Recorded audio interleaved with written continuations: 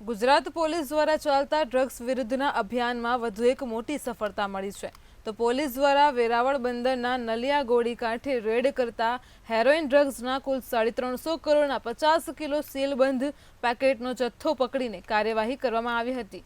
ત્યારે ઝડપાયેલા આરોપીઓ અને સેટેલાઇટ ફોનની ઊંડી તપાસ કરીને અહીં આંકાઓ સુધી પોલીસ પહોંચે તો ઘણા મોટા ખુલાસાઓની સંભાવનાઓ ચર્ચાઈ રહી છે।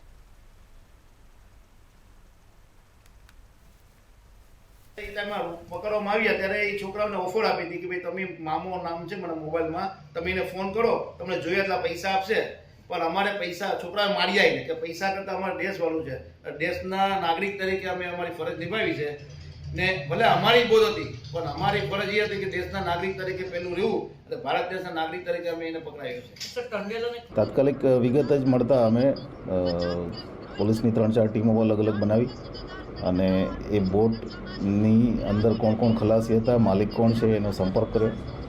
ત્યાર પછી એવી પણ બાતમી હતી કે આ બોટમાંથી અમુક સામાન એક ગાડીમાં શિફ્ટ થઈ રહ્યો છે।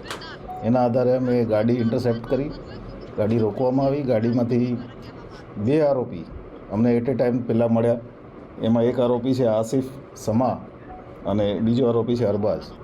એ બંને આરોપીની પૂછપરછમાં એની ગાડીમાંથી શંકાસ્પદ NDPSનું મટીરિયલ અમને મળી આવ્યું।